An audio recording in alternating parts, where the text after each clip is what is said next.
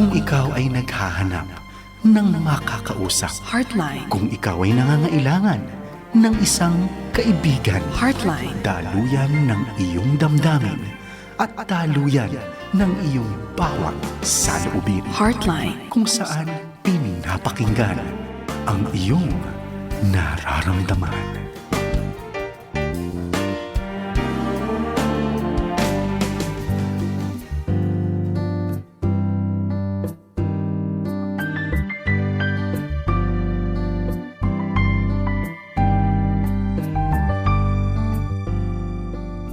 Magandang gabi po sa inyo lahat. Happy Valentine, mga katoto, mga katropa, mga kaagapay. Welcome po muli dito sa Heartline Friday Night Edition. Ito si Kuya Pilo Laharca at patuloy po tayong nagbibigay ng mga advice, counseling mula sa salita ng Panginoon at sa ating mga expert counselors na naririto ngayon. Good evening! Kamusta kayo dyan? Nako, eto uli ang panahon na kung saan kayo ay nagba-Valentine siguro ngayon. Pero pecha de peligro din, kaya huwag muna kayo mag-date. Bukas ay Sabado, malamang maraming tao sa restaurant, di kayo makapag-date dahil punong-puno yun, mga lugar na yan. At kung kayo ay may mga binabalak-balak sa inyong relasyon, dito muna kayo sa Heartline Friday Night kung saan pinapakinggan ang inyong nararamdaman. Importante na matalino at makadiyos ang inyong relasyon. Kaya makinig na. Eto, hilahin nyo na ang inyong mga katropa, kaagapay, kasimbahan, kapamilya, kamag-anak, kaibigan, kahit yung mga kagalit ninyo o yung ka-break up ninyo. Dahil eto, nako, ang dami natin tatalakayan. Mga listeners natin na nagpadala din ng mga questions nila tungkol sa kanilang mga heartbreaks. And when it comes to heartbreaks, and mending heartbreaks, ay meron akong special guest. Walang iba, ang aking ninang, ang very good, ang pinakamatalino kong ninang talaga, na isang take lang yan ang board exam, wala nang review, na ipasa ang board exam. Yes, Ate Lou Mandalupe, ang Licensed Guidance Counselor ng PRC. Hello, Ate Lou. Good evening. Hello, good evening to you and to all our listeners. Nako, grabe Ate Lou. Tuwan-tuwa ako na naka-join ka sa akin. Tagal-tagal dating hindi nagkasama uli, Itong si Ate Lo, yeah. Oo. Alam niyo, itong si Ate Lo ay kasama sa counselors ng Philippine Association for Christian Counseling. At nagpa-private practice siya, ha? Nag-handle siya ng mga marriage, family issue, mga crisis intervention, mga trauma cases. At very, very intelligent, wala akong masabi. Kaya ikaw ang kinuha ko ninang eh. Nasa member care din siya ng Heart and Mind, Creative Time Movers. Oy, syempre. Yeah. And sa Heartstream Resources Philippines na nagkakonduct ng cross-cultural program. Hello, Ate Lou. Ano ba ang balita? Kamusta ang mga Valentine natin dyan? Yung mga counselees natin na bina-Valentine natin. Ano balita? Well, alam mo naman, mga usaping pag-ibig, madalas it's complicated, pero kung wala namang pag-ibig, wala rin namang spice ang buhay. So, it's part of life. Yan. Mga kaagapay, baka meron kayong pag-ibig dyan at hindi malinaw sa inyo. Complicated nga, hindi rin clear. O baka naman long distance, o baka naman chat-chat lang. Alam mo, uso na ngayon, Ate Lou, ha? Boyfriend, girlfriend na, chat pa lang yon. Oo nga, high-tech na din ang kanilang relationships. High-tech, okay. Huwag niyong ipagpalit ang technology sa relations, okay? Iba pa rin ang personal natin. Kaya dito sa Heartline, papakinggan natin yan, pati ang inyong technical na nararamdaman. Ayan, okay. Ate Lu, baka may gusto kang batiin? Yeah. Ang pinakamalapit sa puso ko, syempre, mga kasama ko sa Heartstream Resources Philippines, Yes. where really minister din sa mga cross-cultural workers. So, ang aming director, si Ate Meg Alag, aming finance person, si Ate Betcha Chan, at si Ate Monet Tumangan, Doc Dada Habakon, and Doc Susan Lim, Yeah. and Tin or Tal. So, yan ang aming mga board members, and we all try to debrief and train Yeah. churches sa ano din, listening and debriefing. Yan. This is a very, very good occasion for us na magkita-kita makita at makarinig ng mga taong experts sa ganitong relationship. At speaking of relationship, ang daming relationship questions ngayon. Ready na, Ate Lu? Sure. Oh, here we go. Ito ang sabi ng ating listener. Sabi niya, 1 year po kami ng ex-boyfriend ko. Ayan, ex-boyfriend kagad. Pero we part ways din dahil nalaman kong may asawa pala siya. O, tama. Okay. Reason niya sa akin na hindi naman na sila okay ng asawa niya and nagsasama na lang sila sa anak nila. Na destino lang po siya dito sa Laguna kaya kami nagkakilala. Ano po gagawin ko para makabangon sa pain and guilt na nararamdaman ko? Oh, siguro humingi siya ng please. Oh. Well, ang reality is you cannot undo the past. Nangyari na na nagkarelasyon. I guess ang pinaka best way talaga is ask forgiveness from God para maalis din yung guilt na nararamdaman niya, na in a way para kasi siyang nagkaroon din ng participation sa adultery. At Oo. 'di ba? Parang reality din minsan pag di sinabi sa'yo at hindi ka rin naman nag-investigate, wala kang idea na may sabit pala ang naging partner mo. Pero Nabiktima siya. Naku. nabudol. Nata daw. Oh, nako naman. Mga lalaki, huwag kayo ganyan. Meron na kayong asawa kung sino-sino pa hinahanap nyo. Yun Oh nga. my God. Kaya ang nangyayari, sumasa-kabilang bahay, 'di ba? Which, syempre, hindi naman niya intentional. Siguro na, sino ba namang babae gusto mo number 2 ka, 'di ba? You Oo want to nga. be number 1 sa puso ng iyong partner. Pero, kung mananatili kasi siya sa past, hindi talaga siya makaka-recover. So, maybe, surrender it to God. You've made a Mm. mistake. Humingi ng tawad at magsimula ulit. Oh, And maybe you'll find your true happiness kung yung para sa'yo talaga, yung makikilala mo. oo nga eh. Merong pain and guilt. Well, actually, siguro naman, may mga detalye siya mukhang hindi na idagdag dito. Pero parang ang laki-laki ng pain and guilt na parang nahihirapan siyang mag-detach o humiwalay Mm. doon sa taong may Mm. asawa. Kasi Mm. ex na niya, naging boyfriend pa niya uli. Oo. Ex-boyfriend. Pero Oo. parang siguro, hindi ko alam, baka may Naging anak. relasyon, Oo, pwede, alam mo yun, pinagkatiwala mo ang lahat, and ayan. don't even know kung ito bang person na to, first niya. Ano, Oo, significant yun sa mga babae, na yes. ikaw na una, tapos Mm-mm. malalaman nga married pala, hindi ikaw ang una sa kanya. So, that's betrayal, 'di ba? And Exactly. deception, 'di ba? Niloko ka na akala mo libre, I mean, parang free siya to love you, pero Oo. meron na pala siyang previous commitment. Ayun nga eh, hindi nagsasabi eh. Kaya Oo. ang PSA, sinasabi ng Philippine Statistics Ah, Authority na bago kayo humanap ng partner nyo o bago kayo pakasal, dapat meron kayong CENOMAR, Certificate of mm, Non-Marriage. Kasi yeah. check yan. Kaya lang, kahit may CENOMAR, yun pala, marami naman naging kabit before na hindi pa kinakasal kung sino-sino na binuntis, kung sino-sino na nakarelasyon. Oo. Oo, Pwedeng unmarried siya, pero marami rin palang sabit. ayun. May Ako, mga na puro panganay. Wow. oo. 'Di ba? May mga ganun nagbilang ng girlfriends. Oo. So, pati yung mga, sabi nga, nag-sow ng wild oats. Nagtanim kung saan-saan ng, Mm. So, yun minsan, well, wala ka ring magagawa kasi kung past niya Oo. yon, and hopefully, kung nagbago naman siya at binata siya, maybe you can start a life together. Pero, Oo. yun nga, tatanggapin mo yung past niya. Alam nyo, yan yung mga relasyon na walang tornilyo dahil kabit-kabit lang ang ginamit. Nako, wag gano. Ah, Pero paano nga ba siya makaka-overcome nung kanyang damdamin? Dahil mukhang attached na attached. Talagang nahumaling siguro ang taong ito.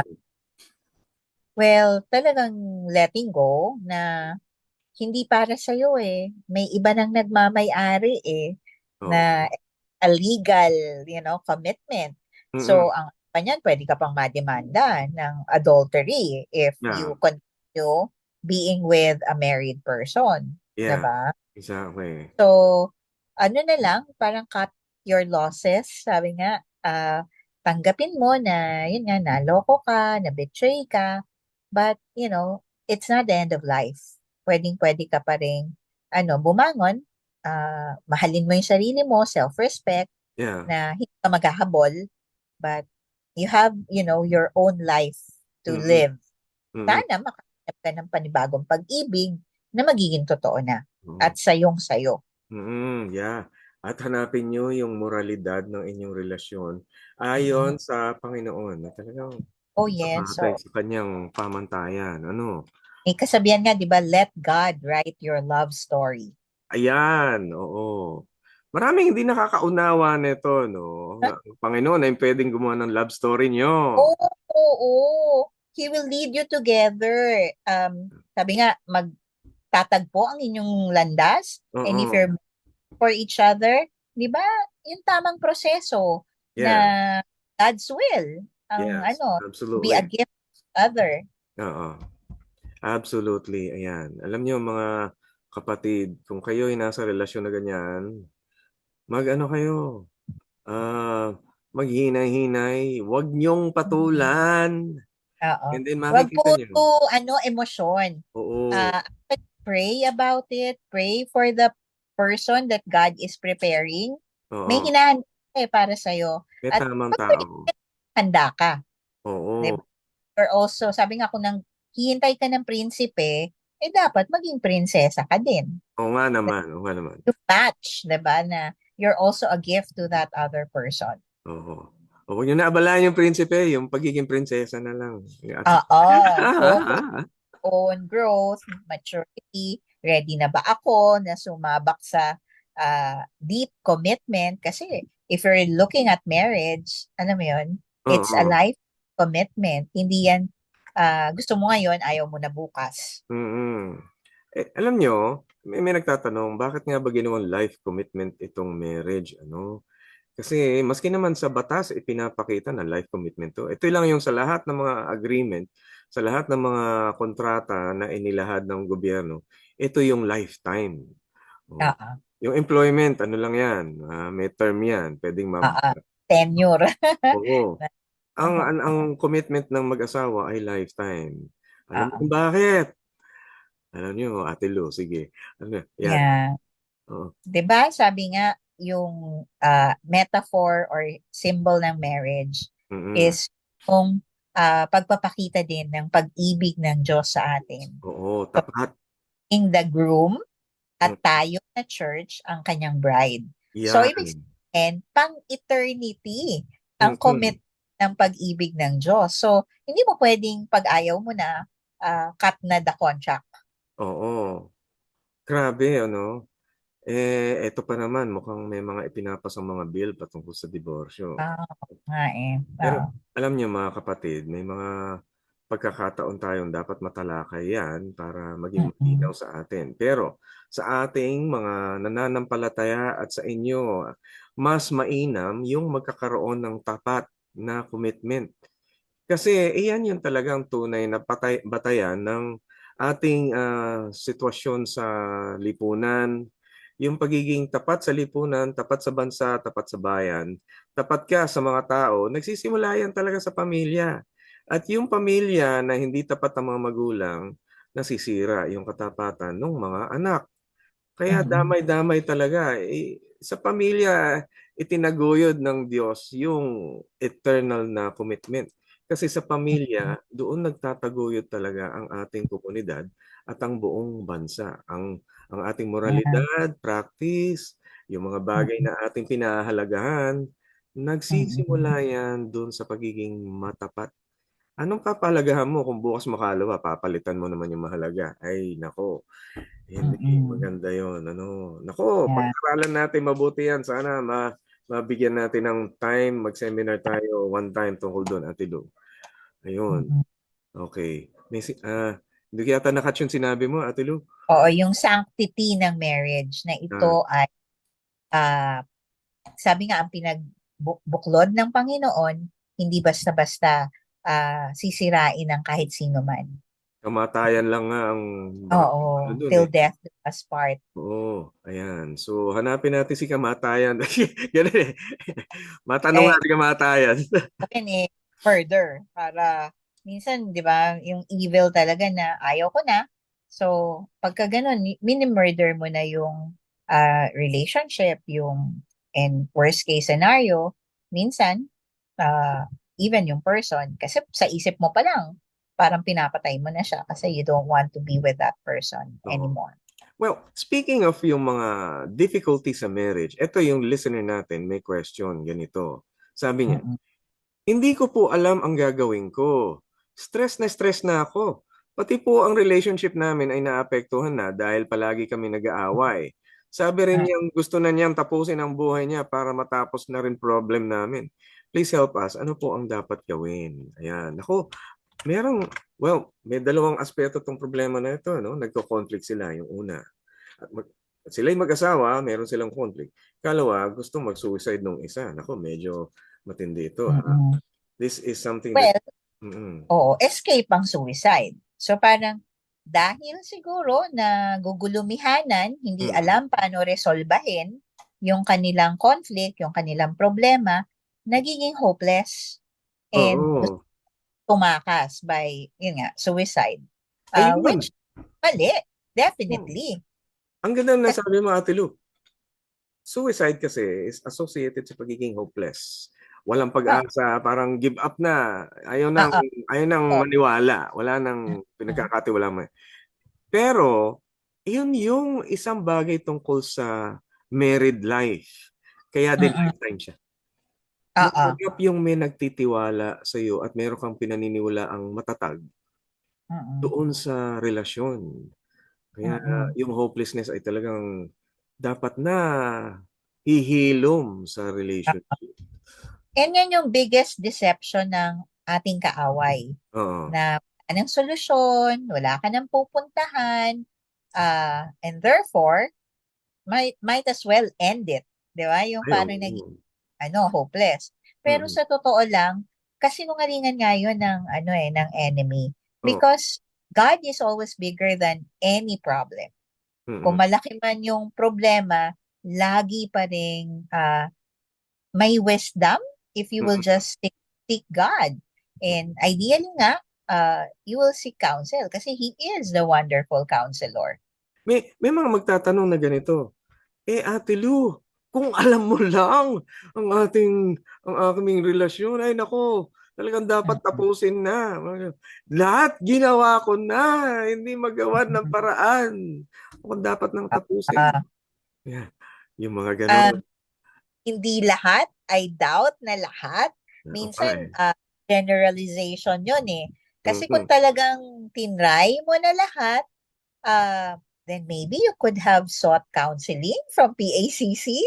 You might have engaged, 'di ba, yung professionals, Mhm. kung ano, or maybe pastors in Yeah. your church. Ganun. So, ang daming pwedeng mga taong makaagapay, makatulong sa'yo. Yeah. Pero if sasabihin mo na tinry mo na lahat, pero hindi mo pa napuntahan yung mga resources na Oo. available, then pride yun. Oo. Sinasabi mo lang na tinry mo, pero actually, tinatakasan mo talaga yung main responsibility. Siguro na-overwhelm sa stress, na-overwhelm sa mga problema. Pero alam mo, na-realize ko at nakita ko na kaya pala ginawa ng Diyos na habang buhay o hanggang kamatayan ang marriage is kasi dito naniniwala ka sa pag-ibig na namamayagpag kahit sa kalagitnaan ng mga ganitong problema sa ating mundo. Alam mo, Mm-mm. naisip ko, Ate Lo, no? Kunwari, biglang lumindol ngayon, yung marriage Mm-mm. of 10, na gano'n. Kung ano man yung Mm-mm. pinag-aawayan ninyo mag-asawa, sigurado ko wala, hindi magiging issue yun. Isipin mo Oo. yung survival niya, magkikare ka pa rin na kailangan Mm, masagip mo yung buhay ng asawa mo. Kasi makikita yeah. mo, may mga mas malalaki palang bagay na mahalaga kaysa doon sa inyong away. Mapapansin mo yun. So, ang daming pwedeng maganap sa buhay natin na hindi ka dapat mag-give up. Yes. Oo. Laging ano yan ultimate lie na wala nang way out. Oo. May sa Bible na he has given you a way of escape. Yes. So, makinig ka Oriented. lang, you pray about it. Mm-mm. Eventually, it will be clear ito yung pwedeng solusyon. There can be an outlet, na Mm-mm. gagaang or hindi man totally siguro ma-solve yung situation, but there will be options that you can do. Ang tanong lang, are you willing to obey? Mm-mm. To do your part? Oo, wow, grabe. Ate Lu, alam mo, may times na talagang kahit ako rin, kami ni YT, nagkakaroon kami ng away. Meron kami mga bagay na hindi namin ma-resolve ng mga issue. Pero Mm-mm. andun yung pananaw na, Lord, alam ko na hindi pa naman ending. Hindi pa ending Oh. ito. Dahil meron ka pa ring obligasyon na tulungan kami. Meron ka pa ring mga plano diyan na hindi ko masusukat dahil wala pa ako sa sa kamatayan ko. Siguro pagka nakita kong ganito ang buhay namin at mamamatay na ako, siguro doon na magpapanik. Pero minsan tatanungin mo, Lord, talaga bang bibitinin mo kami ganito? Talaga bang papabayaan mo ba lang kaming maging ganito? Kung wala na kaming solusyon sa bawat isa, magi-intervene ka ba talaga? Doon mo makikita. Madalas yung kawalan ng solusyon is coming from pride. Right. Pa-explain, Ate Lu. Kasi sasabihin mo walang solusyon, pero may pinapakitang solusyon si God, ayaw mo lang gawin. Kasi ayaw mong isuko yung pride mo. You want it your way, not His. Oo. 'Di ba? Kunwari, yung gusto ng Diyos, tiisin mo muna. Pero ayaw mong tiisin. Ayoko, hindi ako komportable doon eh. Ayoko yung ganyang paraan. Ganun. Oo, ayaw mong i-give up yung tingin mo tama. Ayun. Kasi your way. Iba yung way ni wifey, for example. Mm-mm. Iba yung pwedeng sinasabi din ng Panginoon through His Word. Minsan, kailangan mong pagdugtong-dugtongin yun eh. Mm-mm. Kasi to find a win-win solution, kailangan na hindi yung punto de vista mo lang yung nakikita mo. Mm-mm. You're also looking it from the other person's perspective. Ayun. Ano ba yung buti na maidudulot nun sa partner mo? Hindi yung buti lang na madudulot nun pa tayo. Naalala ko to. Mayroong isang lalaki daw nagpipray, Lord, nirap na ako sa asawa ko. Ano ba ang gawin mo dyan? Pwede ba paghiwalay mo na kami? Tapos ang sagot daw ni Lord, magtiis ka. Lord, ayoko na magtiis. Ayoko na Tapos sabi ni Lord, maniwala ka. May mangyayari pa. Pero Lord, hindi ko may gusto akong iba. Yeah. Ayun. Ayun. Yun yung reality eh. Na ini-insist mo yung own way mo. Oo. Kaya, ibang kinoconsider na alternatives. Ayan. Diba? Pinupush mo yung agenda mo. Minsan kailangan natin paniwalaan yung talino ng Panginoon sa kanyang mga desisyon sa atin. Lalo na yan kung tayo nagsumpaan sa altar, desisyon niya na tayo yung pagtagpuin, desisyon niya na tayo yung magkakita-kita. Maging magkatuwang sa buhay. Sa totoo lang, kahit naman yung mga taong kriminal, napanood mo Ate Lu yung Green Bones? Hindi pa. Hindi pa? Ay, nako. Spoiler alert. Pero maganda siya. Ito yung nanalo sa MMFF. Maganda yung kwento niya. Dahil kasi umaasa na doon sa kwentong yun, asang-asa yung pinaka main character na umaasa na hindi na magbabago ang mga kriminal. Pero ang ending, patapon na ang buhay nila talaga. Patapon ang buhay. Pero ang ending niya, mabait pala yung tao.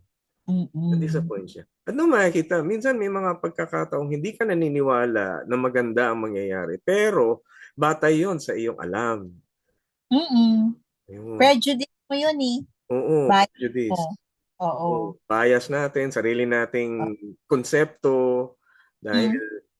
yun yung Oo nga. I think we're wiser or more intelligent than God, di ba? mm, Yun talaga pride eh, yung definite na na reality. Yun ang totoong ugat ng oo. problema. In any conflict in relationships, Mm, it's the pride that oo. destroys the connection. At yung pride na yun ay yung hindi naniniwala sa Diyos, na baka Oo, mas talino ka kaysa kay Diyos. Lord, yung solusyon oo, mo, corny, oo, hindi maganda. Yung akin na oo. lang ang gusto kong gawin dahil yun, Oo. mas alam ko yun. Yun. Exactly, 'di ba? Hindi nga lang tatanggapin, 'di ba? The pride resists the truth. Oo. Sa Wow. totoo lang, the truth will set you free. That's Mas good. makakalaya ka dun sa bigat ng conflict, Mm-mm. bigat ng problema ang pinagdadaanan nyo, if isusuko mo talaga yung mali mong konsepto dun sa katotohanan ng Panginoon. Yes. Oo, ayun. Wow.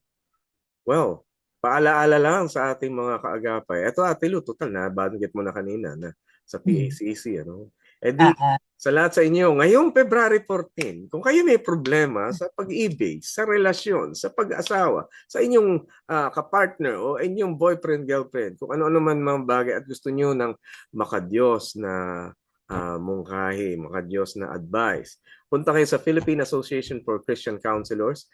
Ang website ay philact.org, philacc.org or philacc.org. Punta kayo doon, makikita niyo yung make an appointment. Pag nag-appointment kayo doon, bibigyan kayo ng email para kung sino magiging inyong payo. Okay? Go ahead and do that right now kung talagang kailangan niyo yun, ano? Pero mamaya bibigay ko din yung contacts mo, Ate Lu, para kung sakali may gusto magpa-counseling sa inyo, ano? At Mm-mm. kami, ako din naman bilang life coach ay nagka-counseling din. Nako, ang dami-dami mga magagandang nangyayari ngayong February 14. Mga Mm-mm. kaagapay, kamusta kayo dyan? Si Ate Vicky Dulcero sa Guam, si Ate Claire Cartel sa US, California, tsaka si Pastor Tito Falguera, si Ate Chibo Manlag Santos dyan sa United States, si Doc Arnie Bersenio and Sarah Bersenio dyan sa United States, New York. Okay. Ang mga kasama natin sa New York din ay si Kuya Monde Bernal, pati si Shanine Bernal, ang kanilang anak na si Isabel. Hello, kamusta kayo dyan? Ano? Kamusta din kila Hannah Go, Genesis Go, Aniel Go, yan, ang mga anak ni Gina Go. Ate Ging Rolyoda Katabay, kasama si Kuya Ferdy Katabay, ayan, sa Tokyo Baptist Church, syempre sa Japan, kasama si Ian and Earl, ang kanyang mga anak, and mga kumareng si Malen and Karen Damian. Magandang gabi. Happy listening. Sana makaabot dyan sa mga kaibigan natin. Konnichiwa. Okay. Moshi moshi. Ayan, ayan. Ayan. Salamat sa inyo at sa mga kaibigan natin. Si Ate Citadel Guron. Yan, sa Turkey. Thank you very much for Mm. continually listening sa amin. Thank you sa inyo na nasa ibang bansa. Si Ate Rose Enobeso. Tsaka si Kuya Edgar Inovenso sa Kingdom of Saudi Arabia. Pati si Reynald Kempis na nasa Canada ngayon. Kasama si Tina Kempis. Hello, hello, hello. Kilala din ni Ate Lu. Ate Lu, baka meron kang gustong batiin mga foreigners natin at yung mga Mm. kasama natin Si nakikinig. Rosita, Ay, Ate Rosita! diba? From New Zealand. Siya Rosita isang Opalia. uh, Yan. At si... um, syempre, mga beshies ko, si Doc Mida, and si Beth Ah, Dizon. Yan. hello! Recently had a Yan. reunion kasi nakauwi si Rosita and for the longest time, di kami nabubuo. But, God is good. Nagkikita-kita pa. Absolutely. Great, great, wonderful, beautiful. Mga katropa, mga katoto, kung nasaan man kayo, happy listening sa inyo. Ayan, ako, meron tayong isa pang question dito, no? Eto, medyo matindi. Mm. Both working po kami ni Habi. Nalulong siya sa bet game which leads sa pagkakalubog sa utang. Ngayon po ay maabot na sa 3 million ang loan niya. And ngayon po ay hindi na siya nakakapasok sa work at lumalabas dahil maraming naghahanap sa kanya. So hindi siya makapasok sa work, hindi rin makalabas Dahil may mga goons na naghahanap sa kanya. Yan na nga po Yeah. eh. Mm-mm. Yun ang isang nalubog sa utang, Mm-mm. tapos talong hindi makapagtrabaho kasi nagtatago. Oo. So, I guess ang mahirap nito is may pwedeng threat sa kanyang life, because lalo na kung ang pinagkakautangan ay hindi mga matitinong tao na Oo, mga goons. Bawal yun actually. Pero, actually, lalo na kung kasi nga gambling, yung pinanggalingan din ng pagkakautang, oo. ideally, magkaroon ng cease and desist na, Oo. kung meron mang pagkakautang, wag i-threaten yung life, but hayaan mo siya makapagtrabaho para magkaroon ng payment plan. Paano ba niya, well, napakalaking halaga, pero masalo kang walang masisingil kung papatayin mo or babaldahin mo yung person. Oo. Diba? Actually, ganito ba ang mundo natin na ngayon? Grabe. Hindi na pinapahalagan yung buhay. Isa sa mga bagay na mapapansin ninyo sa pagka nabasa niyo yung Revelation, doon yung makikita niyo hindi na ganun kahalaga ang buhay ng tao. Pero ang pinapahalagaan, pera at minsan AI. AI na pinapahalagaan. Ito yung panahon natin ngayon, kaya alam natin na nalalapit na ang pagdating ng Panginoon. Kasi tayo na nilikha ng Diyos, pinahalagahan ang pagkakalikha sa atin. Pinag-effort, hirapan, ginawa ng maraming espesyal na desisyon. Bilyong desisyon ang ginawa para sa pagkakalikha ng tao mula sa isang Diyos na may puso. Pero ngayon, ang mga tao, nawawala na ng puso. Sabi nga sa Biblia, darating yung panahon, magiging malamig na ang puso ng mga tao. Grabe. Wawa. Pero alam mo, Ate Lu, may good news. Ate Lu, may good news ako sa'yo, no? Kasi meron ng council eh. Ang utang niya, 160 million. Wow. Oo. Pero, ang galing dahil kasi, kahit na lugmok siya, nakagawa siya ng paraan para makalikom ng, umutang siya uli para makapagnegosyo. At napaandar yung negosyo. Ginamit niya talaga utak niya lahat. Yung negosyo na yon, food business, so nakakabawi na siya doon sa kanyang makailangan bayaran. At yung kanyang utang, hindi naman gambling yung kanyang utang, usually mga negosyo. Kaya walang goons na naghahanap. Hindi siya hinahanap, hindi siya under threat. Pero meron siyang negosyong kailangang i-sustain. May mga tao babayaran, mga ganun. Tapos, ang ginawa niya, ginawa niyang food business, pinaikot niya yung inutang niya, nabayaran niya yung utang niya doon, at nababayaran niya ngayon yung kanyang mga utang na sumusunod. So, paliit na ng paliit na yung kanyang, Yun lang ang kailangan eh. Magkaroon ka ng intention to pay, tapos mag-come up with an agreement, payment scheme, paano yung plano, at yung legitimate na interest. Wag naman kasi, 'di ba, yung interest na hindi ka na makakabawi at all dahil tumulobo na yung interest. So, I guess ang talaga is kailangan nasa batas. Then yung paniningil ng tamang utang. Ayun. Interest. Ayun, buti nabanggit mo, Ate Lu. Kasi nasa constitution natin, batas pambansa number 20, hindi. Yung sa batas ng ating bansa, sa batas pambansa, hindi mo pwedeng ipakulong nga ang isang tao may utang. Pero ito, may guns pa, bubugbugin ka. Lalong mali. Kaya siguro sabihin natin sa ating listener, kailangan niya na i-report ito sa otoridad. Kasi hindi tama yan kung siya hinahunting. Ako, yung mga tao naghahunting sa kanya ay, kung ganun ang kanilang ugali, malamang maabsuelto ka na doon sa iyong utang dahil kasi illegal yon. Punta na kayo humingi tulong sa ating otoridad patungkol sa mga nag-aabot sa kanya. Yung threat to life. Mga Christian lawyers na maaring malapitan at so, o kaya yun nga, yung PAO, yung Public Attorney's Office, who will give services din na makakatulong sa mga walang kakayahan. So, wag maging hopeless na magtago, kundi, yun nga, ibukas yung isip sa mga paraan na pwedeng gamitin para makakaya doon sa problema. Yan, oo. Nako, yan yung mga magagandang talakayan, ano? Siguro, maganda rin tanong dito is, paano nga ba sa isang tao na somehow meron ditong parte na addiction, no? Nalulong sa sugal. Milyon ang inaabot, siguro nagkautang-utang. Parang hindi na nasukat o hindi na tinignan yung halaga ng masasakripisyo.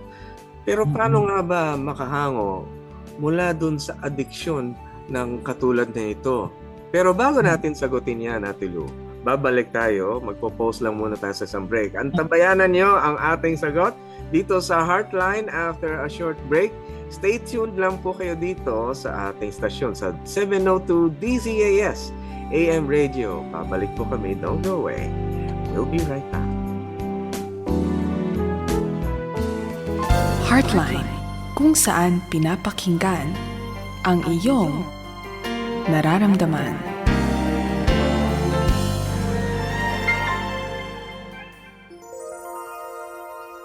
Ama naming Diyos, kami po ay lumalapit sa inyo ngayong araw na ito upang humingi ng kapatawaran at humingi ng gabay. Alam namin na sabi ninyo sa inyong salita, kawawa sila na nagsisitawag ng mabuti ay masama at ng masama ay mabuti. Ngunit yan mismo ang aming ginawa. Nawalan na po kami ng espiritual na pananaw at nabaligtad na namin ang tama at mali. Inaamin po namin na yinurakan namin ang tunay na katotohanan ng inyong salita at tinawag naming pakikipagpalitan ng kaalaman at paggalang sa paniniwala. Pinapayagan namin ang pagsamba sa Diyos-Diyosan at tinawag naming kalayaan at kalinangan ng pagsamba. Pinahintulutan namin ang relasyon ng magkatulad na kasarian at pakikiapid at tinawag naming karapatang maging totoo. Pinagsasamantalahan namin ang mga mahihirap at tinawag naming loto, huweteng at game shows. Pinabayaan namin ang mga dukha at nangangailangan at tinawag naming magsariling sikap. Ginagantimpalaan namin ang katamaran at tinawag naming pagkalinga sa kapwa. Hinayaan namin na pagtayuan ng bahay ng di aming pag-aari at tinawag naming mga botante at informal dwellers. Pinatay namin ang sanggol sa sinapupunan at tinawag naming karapatan ng kababaihan. Pinatay at linigpit namin ang mga kriminal at tinawag naming hustisya. Hinikayat na magkahiwa-hiwalay at mawasak ang pamilya at tinawag naming mga bagong bayani. Hinayaan na lang na umasa sa paghihirap ng iba at tinawag naming pasalubong. Hinayaan na walang disiplina at walang modo ang mga kabataan at tinawag naming makabagong pagpapalaki sa mga anak. Inabuso namin ang kapangyarihan at tinawag naming politika at pamamahala. Ninakaw namin ang salapi ng mamamayan at tinawag naming progresibong ekonomiya. Pinagnanasahan namin ang pag-aari ng aming kapwa at tinawag naming ambisyon sa buhay. Sinira namin ang kalikasan at tinawag naming kabuhayan. Dinungisan namin ang aming paligid ng kalaswaan, kahalayan at kababuyan ng laman at tinawag naming kalayaan ng pagpapahayag ng damdamin. Pinagtatawanan namin ang karunungan ng aming mga ninuno at tinawag naming mga makabagong kaisipan. Siyasatin mo kami, O Diyos, at alamin mo ang aming puso. Subukin mo kami at alamin mo ang aming mga pag-iisip. At tignan mo kung may anumang lakad ng kasamaan sa amin at patnubayan mo kami sa daang walang hanggan. Linisin mo ang bawat pagkakasala at kami palayain mo.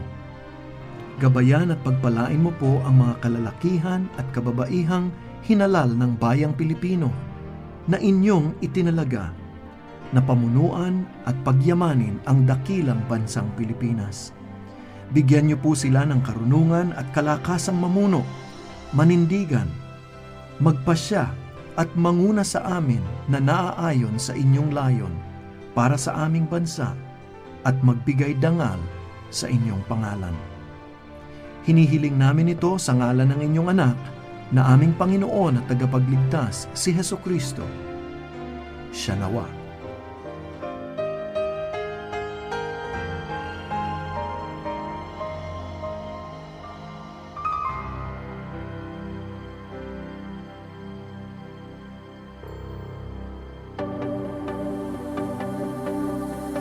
Siyang nagpasimula hanggang matapos, siya rin ang magpapala sa kanyang 76 na taong pagbabahagi ng mabuting balita ni Kristo para sa mundo. Ito ang Far East Broadcasting Company Philippines. Sa Mindanao, 1062 DXKI, your friendly voice, Coronadal City. 1116 DXAS, your community radio, Zamboanga City. 1197 DXFE, the Good News Radio, Davao City. 103.3 DXJL, your positive choice, Cagayan de Oro City. 106.9 DXGR, Radyo Gandingan, Cotabato City. Sa Visayas, 1233 DYVS, Sweet Voice of Salvation, Bacolod City. Up 987 DYFR, Life Changing, Cebu City. 97.5 DYFE, Unang Tugon ng Pamayanan, Tacloban City. Sa Luzon, 1143 DZMR, Missions Radio, Santiago City. Care 104.3 The Way FM, Legazpi City. 106.3 DZRK, Quezon, Palawan. 98.7 DZFE, The Master's Touch, Metro Manila. At 702 DZAS, Agapay ng Sambayanan, Mega Manila.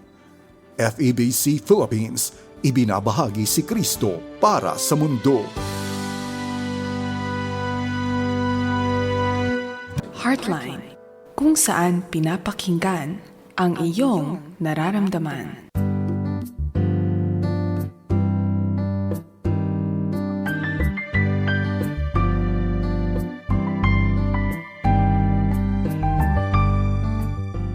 Salamat po ng marami mga kapatiran, mga kaagapay. Andito pa rin kayo sa Heartline Friday Night Edition.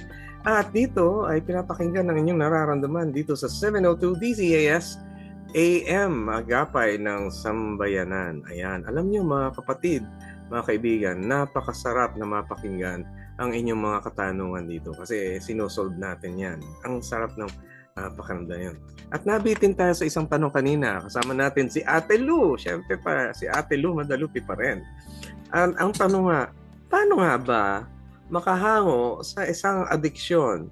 Yung nahuhumaling ka sa isang bagay. At ito, nalalaman mong addict ka kapag kunwari, ang isang bagay ay hindi mo matanggihan, hindi mo mapigilan yung sarili mo. Para bang hindi kumpleto araw mo kapag hindi mo ginawa yun. Gaya ng case natin dito, yung ating listener, nagsusugal. Yung iba naman, iinom, yung iba naman nagyoyosi, yung iba may iba pang mga bisyo, pati computer games ngayon. Ano, naku, grabe. Addictive, gadget addiction sa mga kabataan. Ayan, kaya bantay-bantay. Paano nga ba makahango? Paano makalaya sa mga ganitong uri ng addiction? Ayan, Ate Lu. Yeah. It's you.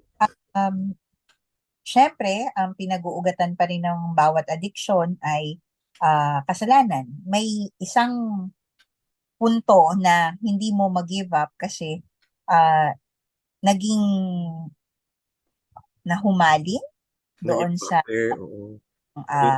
paraan na yun. Meron tinatakasan na problema, tapos yun ang naging paraan, pamalit, na para nanggagaling din kasi nga yung tinatawag na self-soothing, may gusto kang gamutin sa iyong damdamin. Naghahanap ng ginhawa. Oo, naghahanap ka ng outlet. Ang problema, pag mali yung outlet na pinili mo, it can even turn to addiction na akala mo, tinutugunan niya yung problema mo, pero wag ka, binabaon ka niya sa mas higit pang malaking problema. Oo, Lalo eh. kasi yung usaping pera, 'di ba? Mm. Ano nga na maaring hirap sa buhay. Tapos Mm. kung magiging solusyon mo pa yung thrill na ay pag nanalo ako, meron akong malaking pera. Pero kung tatanungin mo, mas malaki pa yung pinapatalo kaysa doon sa ipinanalo. Oo nga. So, naging vicious cycle na kino-comfort yung sarili sa maling paraan, lalong naging malaking sakit ng ulo. Ay, may naalala ako. Kasi maraming mga tao at kahit even Ah, mga Christians at mananampalataya ay addict sa pera. ah, oo, oo. Totoo din. Nahuhumaling. Sabi Hindi, nga love of money is the root oo. of all evil. Ayan. Yung mga hindi ka mapakali pagka wala kang pera o kapag kulang ang pera, hindi ka makatulog, hindi ka makakain. Mm. Lahat Kasi pinatay sa pera. pera ang iyong confidence. 'Di Oo, ba? Parang oo. kasi yung ah, parang peace na kung marami akong pera sa bangko, ayun, meron akong kapayapaan. Pero sa totoo lang, walang katapusan. You Mm. will want for more. Ang true peace comes from the assurance that God is in control of your life. Mm. Mayroong lumikha. Oo. May Mabuti. tao nag-aalaga sa'yo, pinoprovide yung needs mo, hindi sa sarili mong kakayanan nanggaling.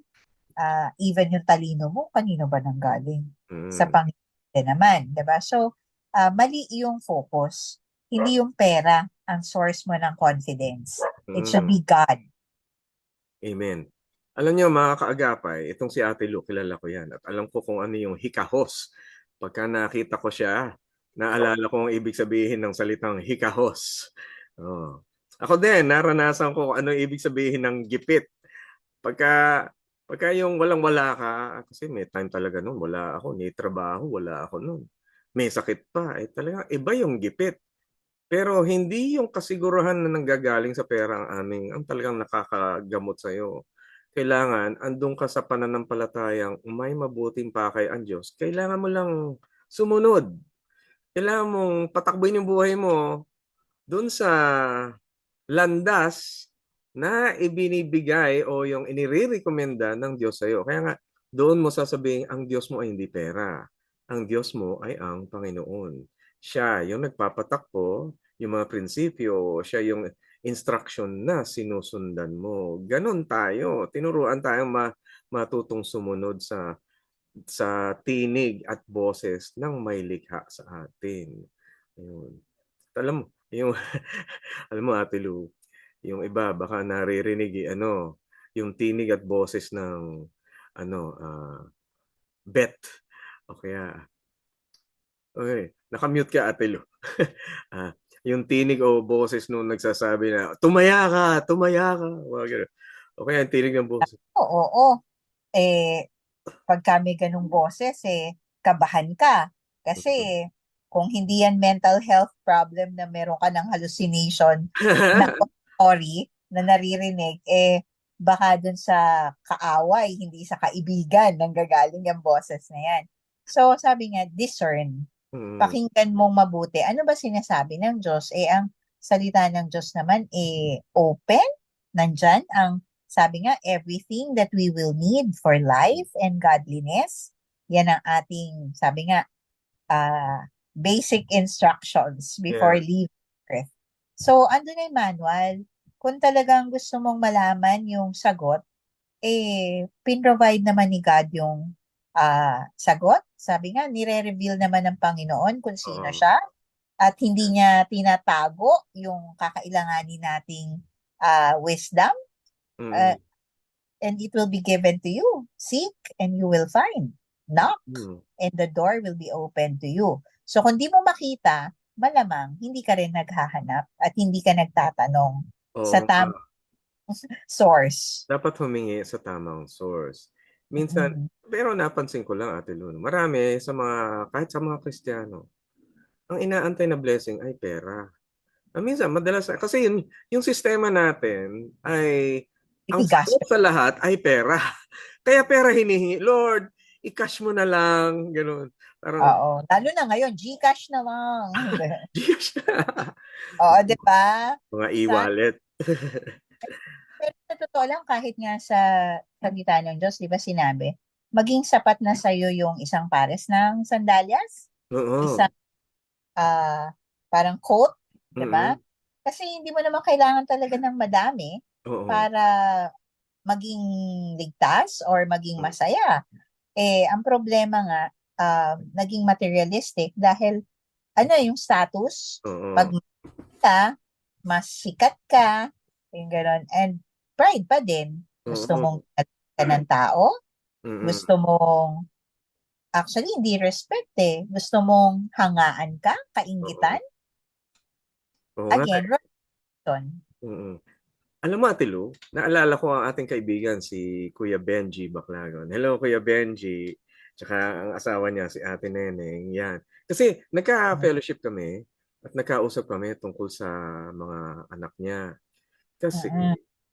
talagang mahirap talaga. Missionaries itong dalawa na to na kaibigan natin. Kuya Benji tsaka Ate Neneng. Hello. At sila ay Mm-mm. mga missionaries na hikahos talaga. Wala silang gadget na maibigay sa kanilang mga anak. Hindi makapag-gadget ni computer o hindi masyado. Wala salat talaga. Na nung una, parang kino-question ng mga anak niya, bakit ganun? Bakit wala kami ng ganito? Wala kami ganun.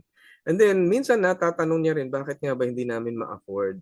Lord, bakit hindi namin ma-afford yung ganun, yung mga gadget? Tapos later, ngayon, noong nauso na yung mga chat GPT, mga ganyan, marami ng reliant at umaasa na lang sa gadget para sa kanilang homeworks, para sa kanilang pag-aaral. So yung AI ang nag-aaral, hindi sila.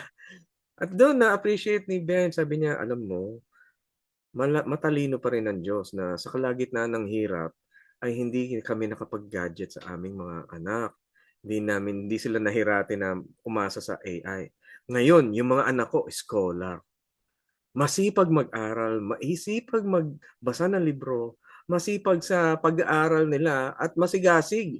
Mayroong independence, hindi sila yung kailangan pang itulak para sa pag-aaral nila kasi natutunan nila magtiyaga, magbasa ng walang gadget, walang ibang bagay. Yeah. Mas naging maparaan, resourceful, naging Exactly. resilient, mas matibay. Mm, Actually, yan yung talino na pagka talagang pinagsikapan mo, hindi mananakaw sa'yo. Hindi ka exactly.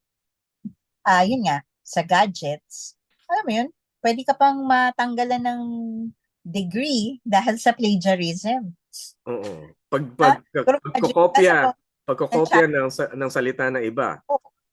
kopya pa din, di ba? So, you don't have your own resource tuloy. Pagdating ng trabaho, nga ka. Oo. Nako, maraming problema ngayon sa mga kabataan. Problema sa kanilang ethics sa pagtatrabaho dahil madali silang ma-disappoint, madaling ma-discourage. Madami, Mm-mm. ano pa lang, nahirapan lang ng konti, resign. Ganun. Oo, kaya walang nagiging loyalty, yung gano'n. Or hindi nga willing to learn through hard work. Ayun. Parang gusto ko instant everything. Oo nga eh. Pati pag-aasawa, ginagawang, Ay, di ba, textmates, sila na. Yung gano'n. Wala na yung kilalanin mo talaga, paano ba makipag ugnayan. Hindi mo naman makikita yung totoong ugnayan sa gadgets. oo nga no, Ate Lu. Hard work ang relationship. Huwag Oh, kayong yeah. pumayag na shortcutin yan. Ako, February 14, mga kapatid. Oo. Noon nga, di ba may pamamanhikan pang tinatawag, talagang susuyuin mo yung pamilya. Mm. Hindi pwedeng, easy come, easy go nga di ba? So, Oo. kung hirapan, madali ka ring bitawan. Pagka hindi pinaghirapan, madali ka rin bitawan. Nako, mga kaibigan. Mula sa Mm. relasyon, napunta sa addiction, napunta sa, ayan. Connect, kasi pwedeng ginagamit nga ding addiction yung relasyon. Na Ayan. you jump from one relationship to another. Hindi mo kaya mabuhay ng wala kang, partner. Oo. 'Di ba? Where is your confidence coming from? It's Mm-mm. from money, things, Mm-mm. people, still all the wrong places. You really find it in God. At sa Kanya aayusin yung lahat ng aspeto ng buhay. Ang Ayan. money, resource para gamitin sa paglilingkod, ano, 'di ba, pagtulong sa tao, ang relationships, katuwang sa paglilingkod sa Diyos, hindi para gamitin para sa sarili mong kapakanan. Oo. Diba? Papasukod tayo sa Panginoon. Yes.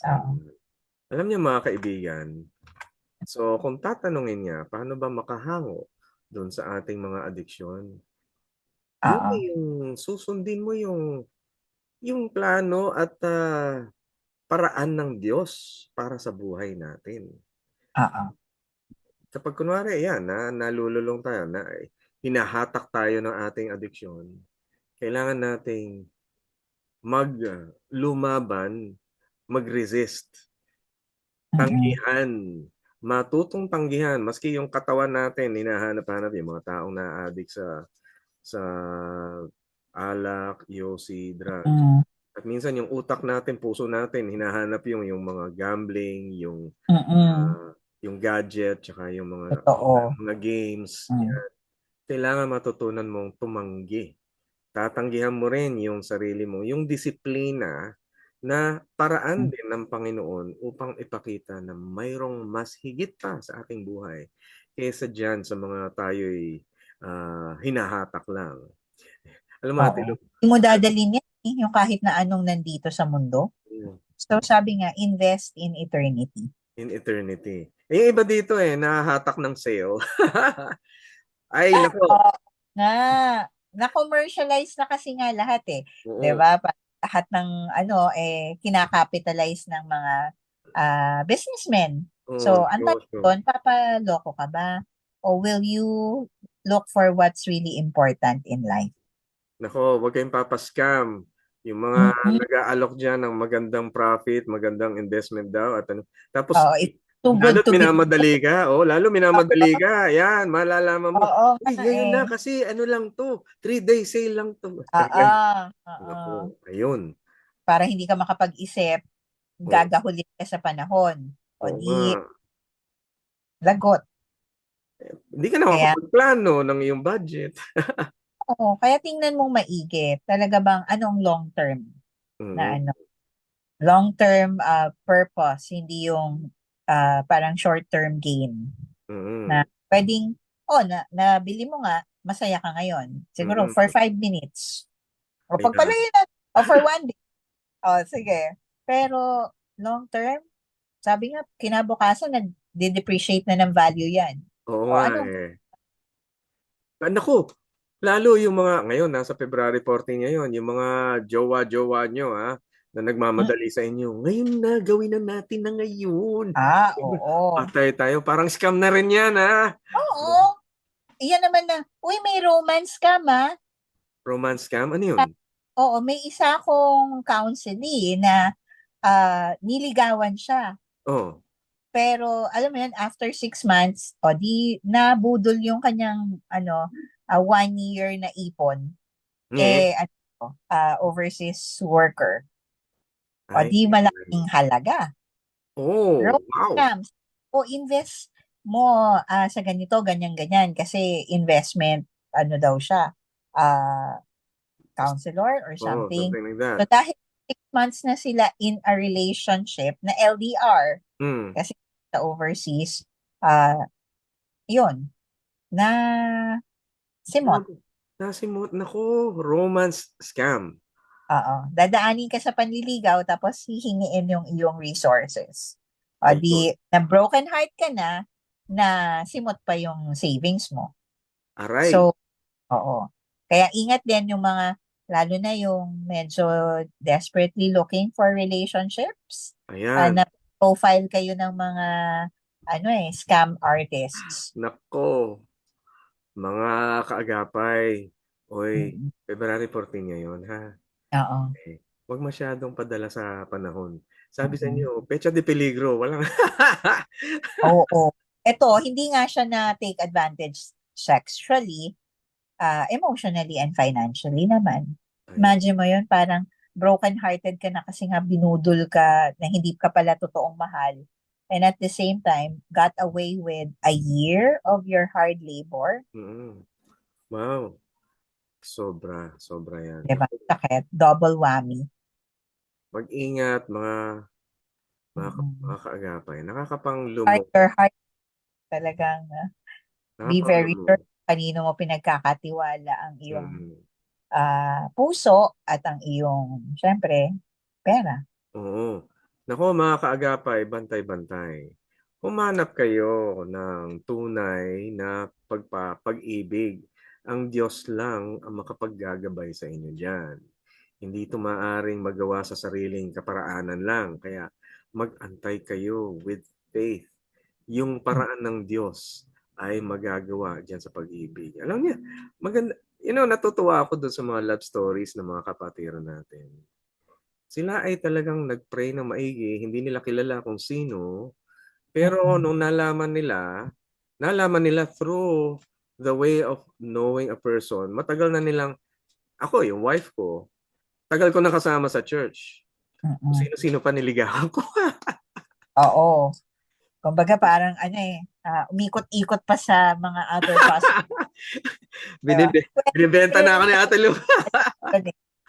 Yun naman ang advantage ng lalaki, di ba? Kayo pwedeng mag-choose from among many.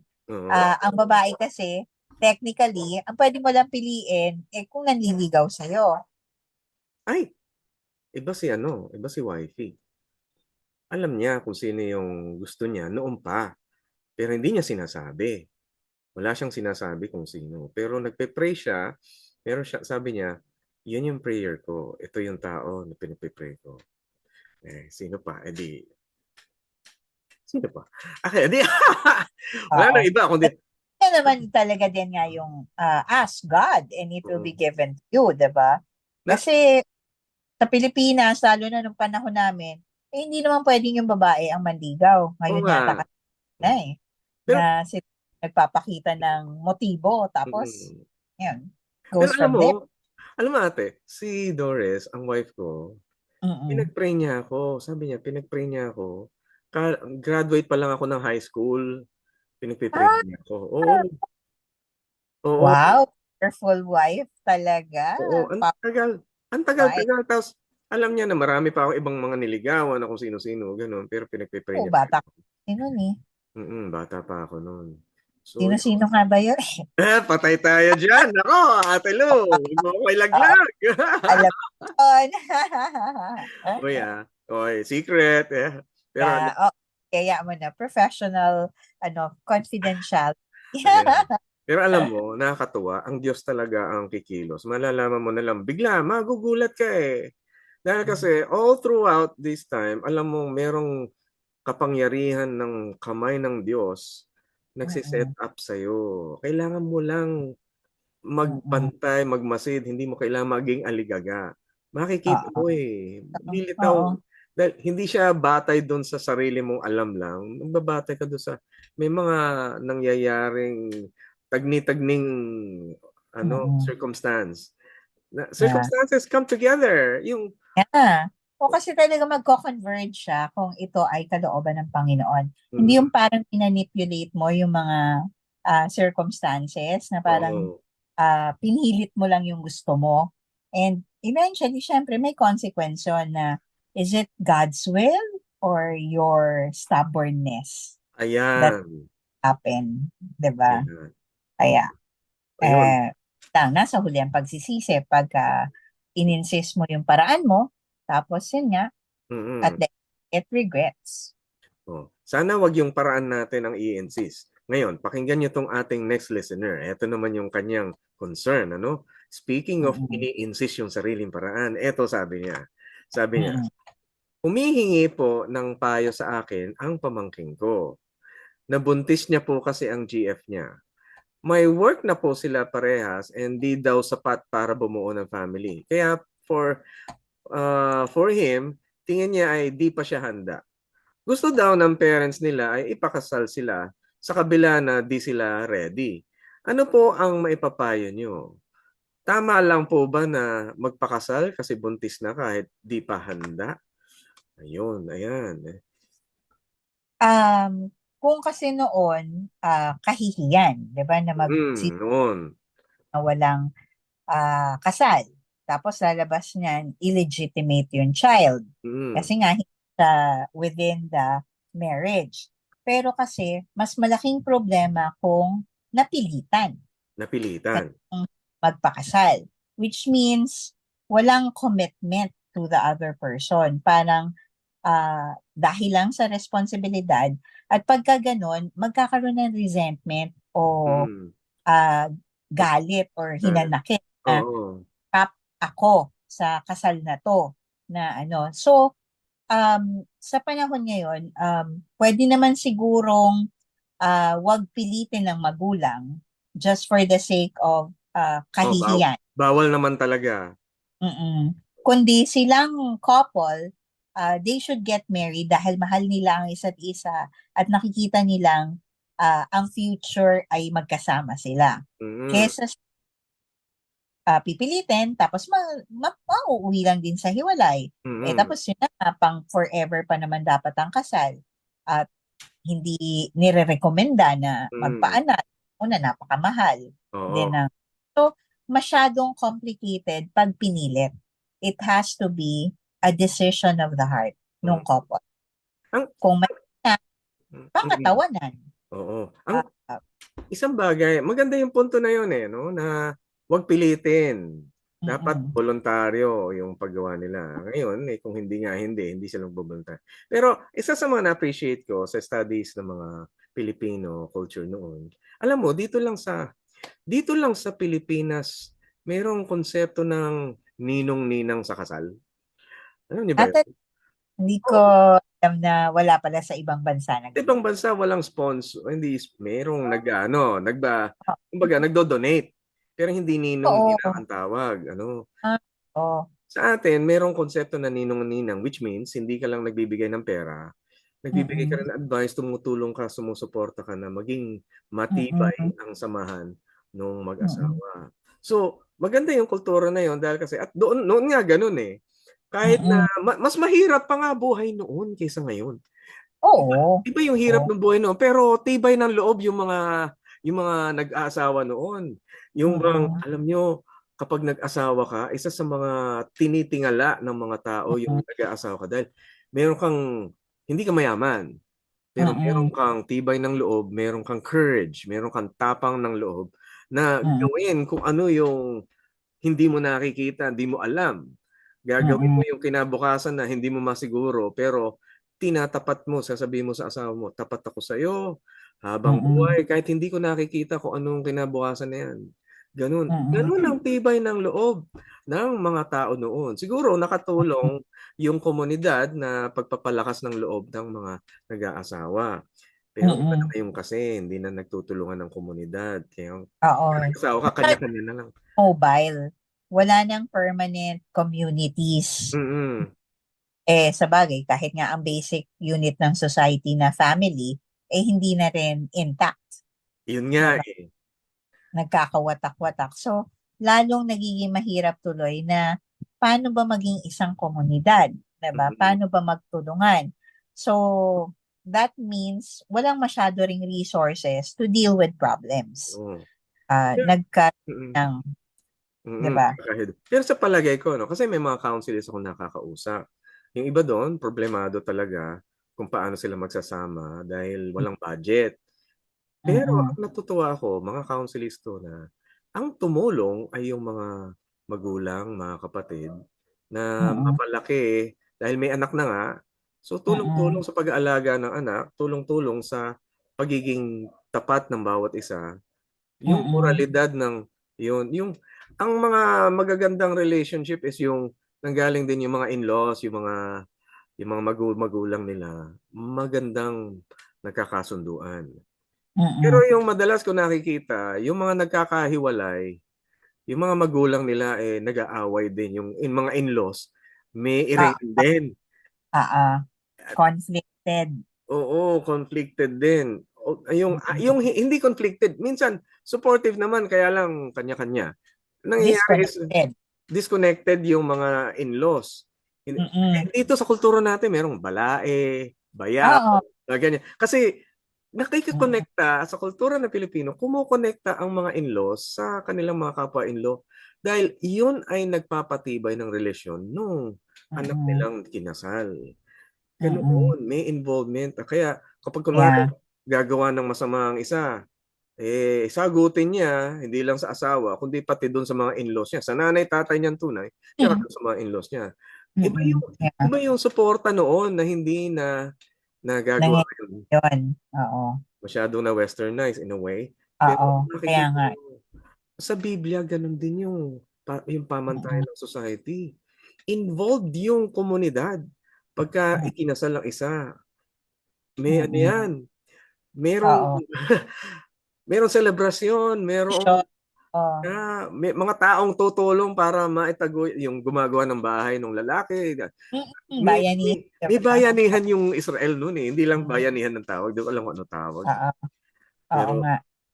mahusay ang paraan ng Diyos na ang basic unit, yung pamilya, ay hindi mo ihiwalay sa komunidad.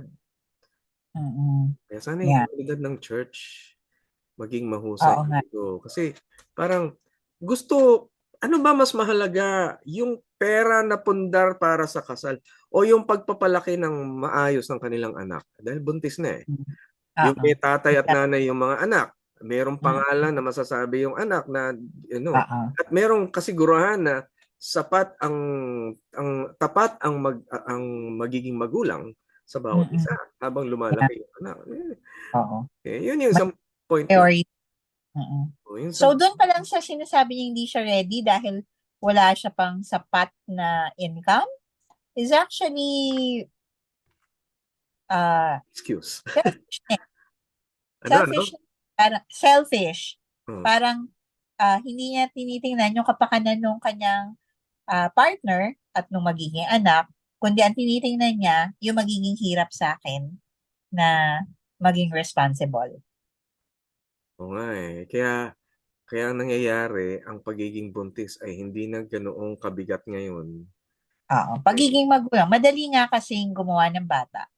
Mahirap maging Magulang. karapat-dapat na magulang. Oo, ayun. Diba? It's easier to make babies, but it's not easy to be a parent. Oo nga eh. Pero being a parent is something that you really try to aspire. Yeah.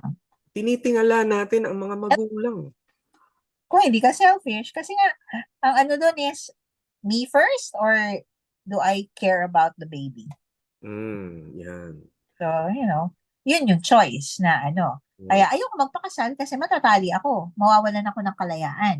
And I will be tied down to this responsibility na palakihin tong batang ko. Kita mo Sad yun. na. Mababa ang tingin sa kasal ngayon. Parang, pagka kinasal ako, ang hirap ng responsibilidad na yun. Hindi ko kaya manage, hindi ko kaya yung pera, mga ganyan. Parang, totoo. Which means, hindi rin mahalaga nga yung other person to begin with. Kasi nga, yung fact na binuntis mo, wala ka pang pinapangako, kumukuha ka na ng perks. Parang hindi ka pa nagtatrabaho, sumusweldo ka na. Somehow naisip ko, tayo ay, itong henerasyon natin, tsaka yung mga iba, tayo ay naging duwag na sa buhay. At ang tanging paraan natin para tumibay ay pera na lang. Kaya pagdating doon sa mga bagay na mga mahalagang bagay, hindi natin madepensahan. Kasi natutuwag tayo sa pera, natutuwag tayo sa kawalan. Dati naman hindi tayo ganun. Kasi yun yung trend ng mundo eh. Money makes the world go round. He who holds the purse holds the power. And, di ba, yung kapitalista, so, imaginein mo, di ba, they dictate world concepts or rules. So, yun, namamanipulate. So, yung ibang tao, ang ginugol na nila magkapera para hindi mo ako pwedeng tapakan. Pera na mahalaga. Yun ang naging Diyos. Kaya nga, love of money is the root. Pero makikita niyo pa rin na ang integridad ng isang tao wala sa pera. Oo. May pera. Hindi naman talaga yung sukatan ng halaga ng pagkatao mo, ng buhay. At yun nga, bibit-bitin mo ba yan? Wala namang bank account sa kung heaven ba yan o hell ka pupunta. Paano mo kurahin doon yung lahat ng ano, di ba?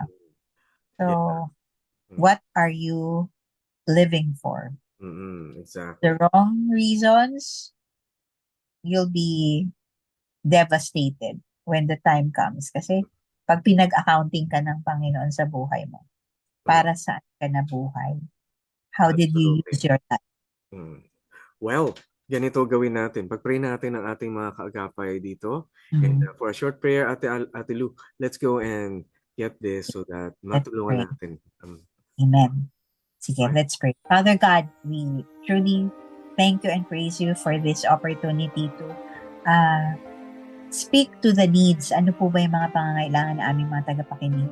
Lord, ikaw nakakaalam ng bawat tahanan, bawat relasyon, bawat pag-aalala na kanilang pinagdadaanan. Lord, tugunan mo ang kanila pong mga pangangailangan.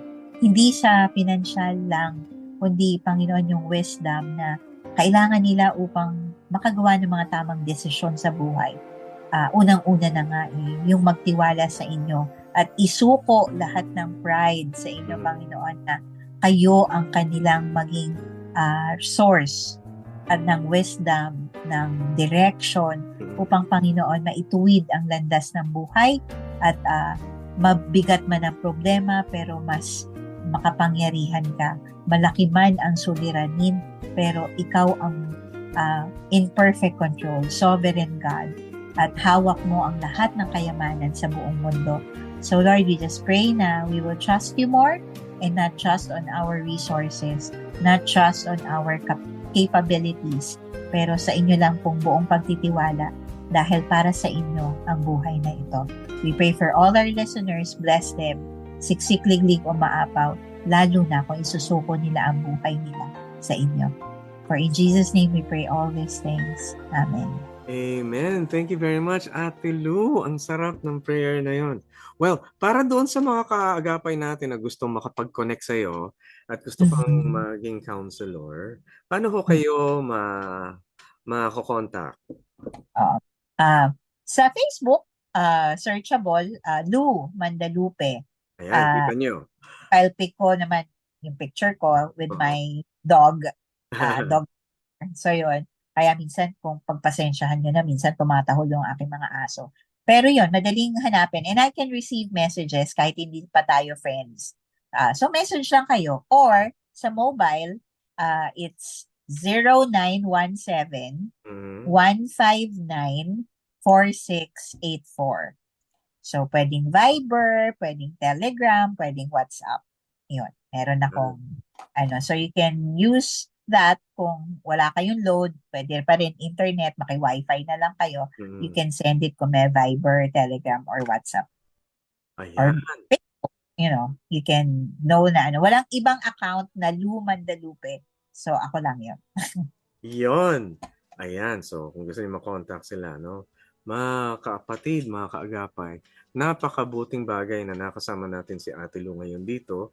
At kung yun nga, kung may counseling kayo, kung di nyo nakuha yung number, yun ay, ano nga ulit, 0917 159 4684.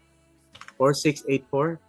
Yes. Yan, okay. So, pwede nyo i-rewind to dun sa mga nasa Facebook, sa radio, TV naman tayo. Kaya makakuha nyo sa Facebook, pwede nyo rewind.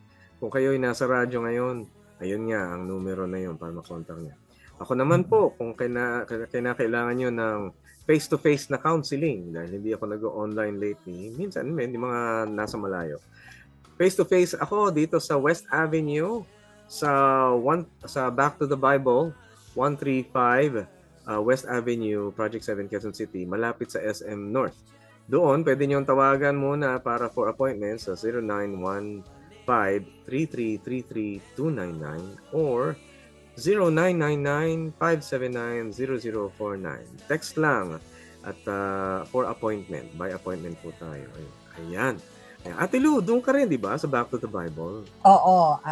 Kung kailangan niyo na face-to-face, ang aking schedule doon ay Thursday afternoons. Pero usually by appointment din dahil pagka mag-walk-in at puno na yung schedule, mahirap. So kahit at least a day before, pwede kayo mag-text for a schedule para ma-confirm ko kung may open slot.